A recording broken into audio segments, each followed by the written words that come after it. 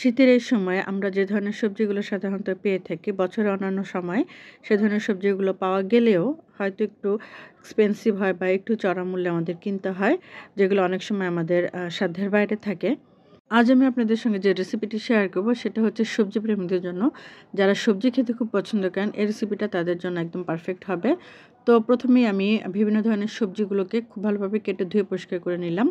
এখানে আমি তেল গরম হতে দিয়ে তারপরে মশলাগুলো কষিয়ে নিলাম। কষিয়ে নিয়ে তারপরে এখানে আমি দিয়ে দিলাম আলু এবং ফুলকপির যে ডাঁটাগুলো পাওয়া যায় সেই ডাঁটাগুলো আমি কুচি কুচি করে কেটে আলুর সঙ্গে দিয়ে বেশ কিছুটা সময় আমি রান্না করে নিয়েছি। আলু এবং ফুলকপির ডাঁটাগুলো একটু আগেই আমি দিয়েছি, কারণ যাতে এগুলো তাড়াতাড়ি সেদ্ধ হয়ে যায়। যেহেতু এগুলো সেদ্ধ হতে একটু সময় লাগে, এজন্য এগুলোকে আমি আগে ভালোভাবে সেদ্ধ করে নিয়েছি। আলু এবং ডাঁটাগুলো যখন 50% সেদ্ধ হয়ে গিয়েছে, তখন আমি এর সঙ্গে অ্যাড করে দিয়েছি ফুলকপি এবং সিম। ফুলকপি এবং সিম হতে খুব একটা সময় লাগে না, আর যেহেতু ছোট ছোট করে কাটা সেজন্য আমি এগুলো পরে দিয়ে দিয়েছি। তারপরে সেই সিম এবং ফুলকপিগুলো ভালোভাবে মিশিয়ে নিয়ে তাতে আমি অ্যাড করে দিয়েছি টমেটো এবং কাঁচামরিচ কুচি। এখন এগুলোকে খুব ভালোভাবে সবজির সঙ্গে মিশিয়ে নিয়ে আমি ঢাকনা দিয়ে ঢেকে দিলাম এবং প্রায় 10 থেকে 15 মিনিটের মতন আমি এগুলোকে রান্না করে নেব। আমি বারবারই ঢাকনা খুলে খুলে বারবারই নেড়ে দিচ্ছিলাম যেন সবগুলো সবজি প্রপারলি সেদ্ধ হয়। খুব ভালোভাবে এগুলোকে নেড়ে দিতে হবে, উপরেগুলো নিচের দিকে নিয়ে আসতে হবে, নিচেগুলো উপরের দিকে নিয়ে যেতে হবে। তো এইভাবে উল্টে পাল্টে খুব ভালোভাবে আমি সবজিগুলোকে সেদ্ধ করে নিচ্ছি অথবা রান্না করে নিচ্ছি।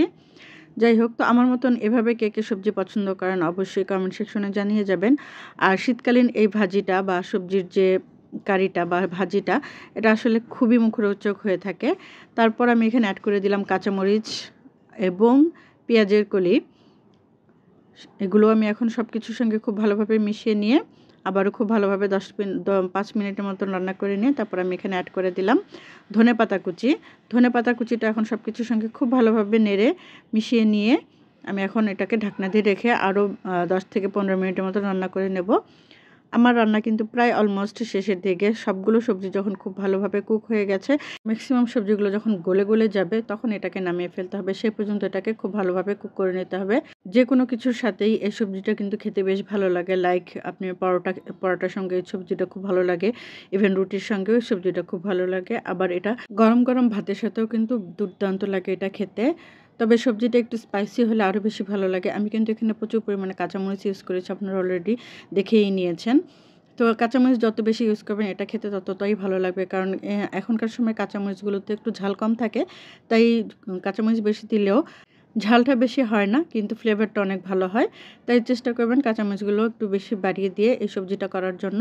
তো এই রেসিপিটি কেমন লাগলো অবশ্যই কমেন্ট সেকশনে জানিয়ে যাবেন। যদি ভালো লেগে থাকে তাহলে অবশ্যই লাইক, কমেন্ট এবং শেয়ার করে দেবেন।